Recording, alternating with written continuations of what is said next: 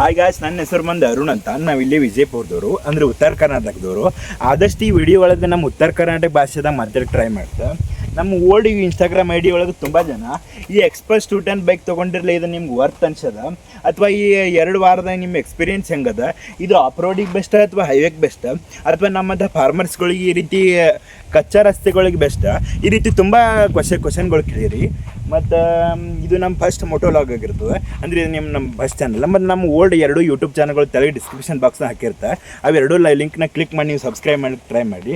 ಆದಷ್ಟು ಒಂದು 2-3 ವಾರನಾಗ ಈ ಗಾಡಿ ಬಗ್ಗೆ ನನಗೆ ಏನು ಎಕ್ಸ್ಪೀರಿಯನ್ಸ್ ಆಗ್ಯದ, ಇದು ತೊಗೊಳೋದು ವರ್ತ್ ಅದಿಲ್ಲ, ಅಥವಾ ನಮ್ಮ ಮಹಾರಾಷ್ಟ್ರ ಇಲ್ಲಿ ತೊಗೋಬೋದಾ ಅಥವಾ ಇಲ್ಲಿ ಮಹಾರಾಷ್ಟ್ರದ ತೊಗೊಳ್ಳಿ ಎಲ್ಲಿ ತೊಗೊಂಡ್ರೆ ಬರ್ತದೆ, ಮತ್ತು ಇಲ್ಲಿ ಆನ್ ರೋಡ್ ಪ್ರೈಸ್ ಎಷ್ಟದ, ಇಲ್ಲಿ ಎಷ್ಟು A to Z complete details ಬಗ್ಗೆ ನಾ ಈ ವಿಡಿಯೋದಾಗ ತಿಳಿಸ್ಕೊಡ್ತಾ.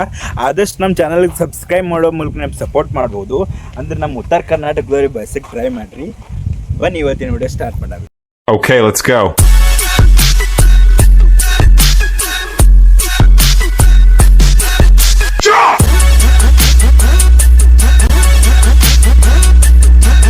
ಫ್ರಂಟ್ ವ್ಯೂವಿನ ನೋಡ್ಲಿಕ್ಕೆ ನಮ್ಮ ಬೈಕ್ ಈ ರೀತಿ ಕಾಣಿಸ್ತದೆ ರೀ. ಅಂದ್ರೆ ಇದ್ರಾಗ 2 ಮಾಡಲ್ಗಳು ಇರ್ತಾವೆ ಅಷ್ಟೇ. ಒಟ್ಟು ಒಂದು ಬೇಸ್ ಮಾಡಲ್ಲ, ಒಂದು ಟಾಪ್ ಮಾಡಲ್ಲ. ಇದು ಒಂದು ಟಾಪ್ ಮಾಡಲ್ಲ.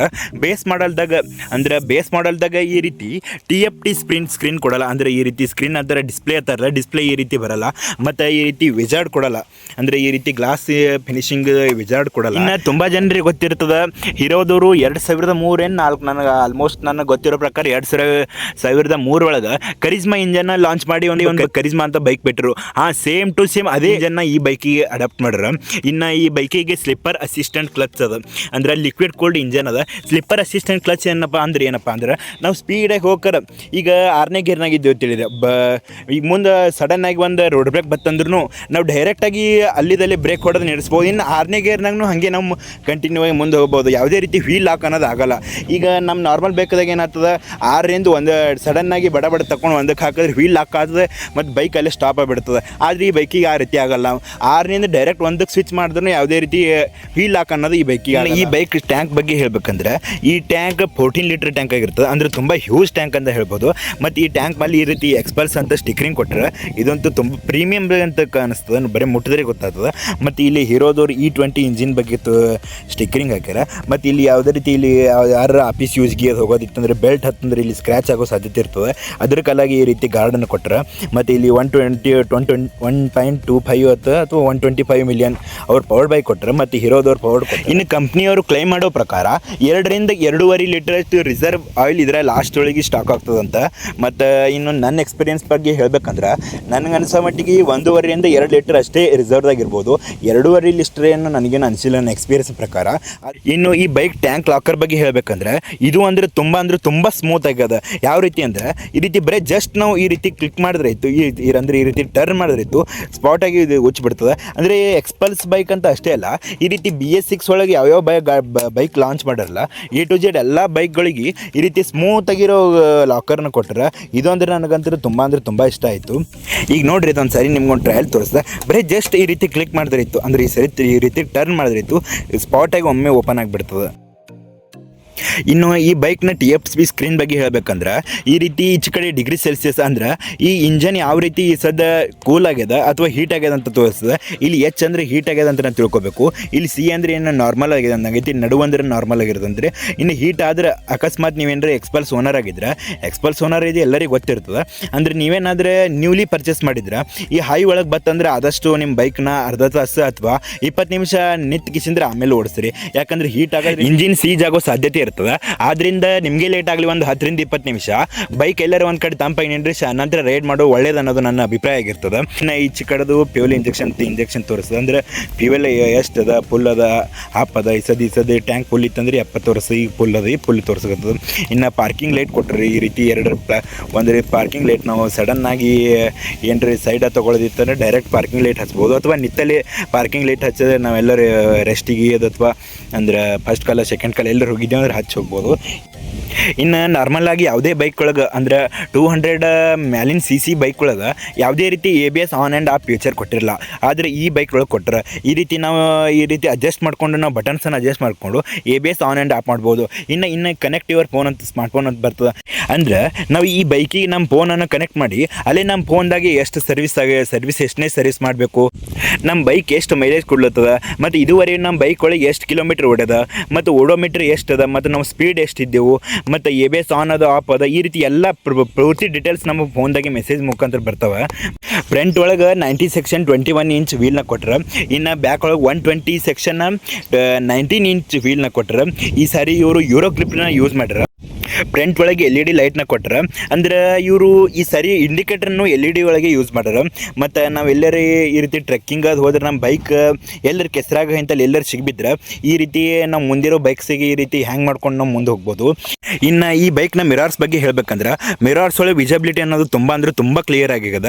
ನಾವು ಲಾಸ್ಟ್ ಜನ್ರೇಷನ್ ಬೈಕ್ಗಳಿಗೆ ಹೋಲಿಸಿದ್ರೆ, ಅಂದರೆ ಎಕ್ಸ್ಪಲ್ಸ್ 200 ರ್ಯಾಲಿ ಎಡಿಷನ್ಗೂ ಹೋಲಿಸಿದ್ರೆ, ಈ ಎರಡು ಬೈಕ್ಗಳಿಂದ ಈ ಎಕ್ಸ್ಪಲ್ಸ್ 210 ಬೈಕ್ದಾಗ ಈ ಮಿರಾರ್ ಅನ್ನೋದು ತುಂಬ ಕ್ಲಿಯರ್ ಮತ್ತು ವಿಸಿಬಿಲಿಟಿ ಅನ್ನೋದು ತುಂಬ ಕ್ಲಿಯರ್ ಆಗಿ ಕೊಟ್ರೆ. ಇನ್ನು ಈ ಬೈಕ್ನ ಮುಂದ್ಗಡೆ ಮೋರ್ ದೆನ್ 45 ಸೆಂಟಿಮೀಟರ್ಗಿಂತ ಎತ್ತರಾಗಿ ಒಂದು ಮಡ್ಗಡನ್ನ ಕೊಟ್ರೆ. ಈ ಮಡ್ಗಡನ ಕ್ವಾಲಿಟಿ ತುಂಬ ಪ್ರೀಮಿಯಮ್ ಆಗಿ ಅನಿಸ್ತದೆ, ಮುಟ್ಟಿದ್ರೆ ಗೊತ್ತಾಗ್ತದೆ ಇದನ್ನು. ಮತ್ತು ಇನ್ನು ಹಿಂದ್ಗಡೆ ಈ ರೀತಿ ಟಾಪ್ ಬಾಕ್ಸ್ ಇಟ್ಕೊಳ್ಳೋಕೆ ಒಂದು ಗ್ಯಾಬ್ರಲ್ ಕೊಟ್ರೆ. ಇನ್ನು ಈ ಬೈಕ್ನ ಎಕ್ಸಾಸ್ಟ್ ಬಗ್ಗೆ ತುಂಬ ಜನ ಈ ಬೈಕ್ನ ಎಕ್ಸಾಸ್ಟ್ ಯಾವ ರೀತಿ ಆದ ಅನ್ನೋದು ಟ್ರಾನ್ಸಾಕ್ಷನ್ ಮೂಲಕ ನಿಮ್ಗೆ ತೋರಿಸ್ದೆ ನೋಡ್ರಿ. ಸದ್ ನೋಡ್ರಿ,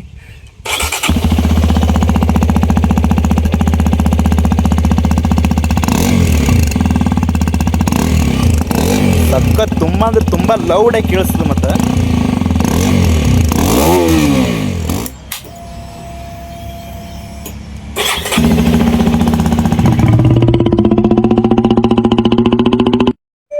ಇನ್ನು ಪ್ರತಿಯೊಂದು ಬೈಕ್ದಾಗ ಯಾವುದೇ ಬೈಕಲ್ಲಿ ಎಷ್ಟೇ ಲಕ್ಷ ಕೊಟ್ಟು ಬೈಕ್ ತೊಗೊಂಡ್ರು ಎಲ್ಲ ಬೈಕ್ ಒಳಗೆ ಪಾಸಿಟಿವ್ ಮತ್ತು ನೆಗೆಟಿವ್ ಅನ್ನೋದು ಇದ್ದೇ ಇರ್ತದೆ.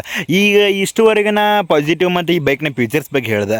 ಇನ್ನು ಈ ಬೈಕ್ನ ನೆಗೆಟಿವ್ ಸೈಡ್ಸ್ ಬಗ್ಗೆ ಹೇಳ್ಬೇಕಂದ್ರೆ, ಮೇನ್ ನೆಗೆಟಿವ್ ಸೈಡ್ಸ್ ಏನಂದ್ರೆ, ನಮ್ಗೆ ಯಾವತ್ತಾದರೂ ಮಳೆಗಾದೆ ನಾವು ಎಲ್ಲರ ಗಾಡಿ ನಿಲ್ಲಿಸಿ ಹೋಗಿದ್ದೇವಂದ್ರೆ, ಅಕಸ್ಮಾತ್ ಹಿಂಗೆ ಎಲ್ಲರ ಮಳೆಗೆ ನಿಲ್ಲಿಸಿ ಹೋಗಿದ್ದೇವಂದ್ರೆ ಪೂರ್ತಿ ಒಟ್ಟು ನೀರೆಲ್ಲ ಇಲ್ಲೇ ಸೇರ್ತದೆ. ಇಲ್ಲಿ ಪೂರಾ ನೀರು ಅನ್ನೋದು ಇಲ್ಲೇ ಸ್ಟಾಕ್ ಆಗ್ತದೆ.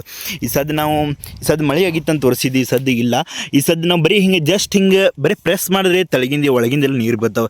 ಇದರಿಂದ ಒಳಗೆ ತುಕ್ಕು ಹಿಡಿಯೋ ಸಾಧ್ಯತೆ ಇರ್ತದೆ. ಇದಂತರೂ ತುಂಬ ನೆಗೆಟಿವ್ ಪಾಯಿಂಟ್ ಅಂತ ಹೇಳ್ಬೋದು.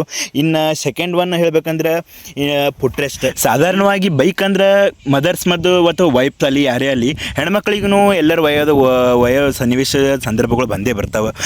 ಅಂಥ ಸಂದರ್ಭದಾಗ ಈ ಬೈಕ್ ಒಳಗೆ ಯಾವುದೇ ರೀತಿ ಫುಟ್ ರೆಸ್ಟ್ ಅನ್ನೋದು ಕೊಡೋಲ್ಲ. ಹೆಣ್ಮಕ್ಳಿಗೆ ಕಾಲು ಇಡೋಕ್ಕೆ ಯಾವುದೇ ಕೊಡೋಲ್ಲ. ಇದು ನಾ ಆನ್ಲೈನ್ ರೋಡ್ಗೆ ಆರ್ಡರ್ ಮಾಡೋದು 1100 ರೂಪಾಯಿ 1200 ರೂಪಾಯಿ ಬಿದ್ದಿತ್ತು. ಇದು ಆನ್ಲೈನ್ ಮಾಡಿ ಆರ್ಡರ್ ಮಾಡಿ ತರಿಸ್ಬೇಕಾಗ್ತದೆ. ಇದನ್ನು ಇವ್ರು ಕೊಡೋಲ್ಲ. ಈ ಬೈಕ್ನಾಗ ನೋಡ್ಬೇಕಂದ್ರೆ ಕೆಲವು ಅಸೆಸರೀಸ್ಗಳು ಇವ್ರು ಕೊಡಲ್ಲ, ಎಲ್ಲ ನಾವೇ ಹಾಕೋಬೇಕಾಗ್ತದೆ. ಇನ್ನು ಇನ್ನೊಂದು ನೆಗೆಟಿವ್ ಪಾಯಿಂಟ್ ಅಂದ್ರೆ, ಈ ಬೈಕ್ ಒಳಗೆ ವೈರಿಂಗ್ ಫಿನಿಶಿಂಗ್ ನನಗೆ ಸ್ವಲ್ಪ ಇಷ್ಟ ಆಗಿಲ್ಲ. ಯಾಕಂದ್ರೆ ಈ ಬೈಕ್ ನೋಡ್ರಿ, ಇಲ್ಲಿದೆ ನ್ಯೂ ಬ್ರ್ಯಾಂಡ್ಲಿ ಬೈಕ್ ಅದಮ್ಮ. ಈ ಬೈಕ್ ವೈರಿಂಗ್ ನೋಡ್ರಿ ಹ್ಯಾಂಗ ಮಾಡ್ರೆ ನಿಕ್ಕ ಎಲ್ಲ ಪೂರಾ ಹೊರಗೆ ಕಾಣಿಸ್ತದೆ. ಜಸ್ಟ್ ಏನೋ ಸ್ವಲ್ಪ ಅದ್ರದ್ದು ಕಟ್ಟೆ ಆಗ್ತದೆ. ಆದ್ದರಿಂದ ನಾನೇ ಸ್ವಲ್ಪ ಜಿಗಿಟ್ ಪಟ್ಟಿ ಹೆಚ್ಕೊಂಡು ಇದು ಮಾಡೀನಿ ರೀ. ಸದ್ಯ ಸ್ಟಿಕ್ಕರ್ ಹಚ್ಕೋಬೇಕಾಗ್ತದೆ. ಹಿಂಗೆ ಇದೊಂದು ನೆಗೆಟಿವ್ ಪಾಯಿಂಟ್ ಅನ್ನಿಸ್ತು ನನಗೆ. ಇನ್ನು ಇದಿಷ್ಟು ಬಿಟ್ಟರೆ ಈ ಬೈಕ್ ಒಳಗೆ ಸ್ವಲ್ಪ ನೆಗೆಟಿವ್ ಇಲ್ಲ. ಬೈಕ್ ಇಂಜಿನ್ ಮಾತ್ರ ಸಖತ್ ಭಾರಿ ಅದ. ನಮ್ಮ ಉತ್ತರ ಕರ್ನಾಟಕ ಭಾಷೆ ಹೇಳ್ಬೇಕಂದ್ರೆ ಒಂದೇ ಮಾತನ್ನ ಹೇಳ್ಬೇಕಂದ್ರೆ ಬೈಕ್ ಮಾತ್ರ ಅಲ್ಟಿಮೇಟ್ ಅದ. ನೀವು ಏನಾರು ಎಕ್ಸ್ಪಲ್ಸ್ ಬೈಕ್ ತೊಗೋತೀರಂದ್ರೆ ಆರಾಮ್ ಕಣ್ಣು ಮುಚ್ಚಿ ತೊಗೋಬೋದು.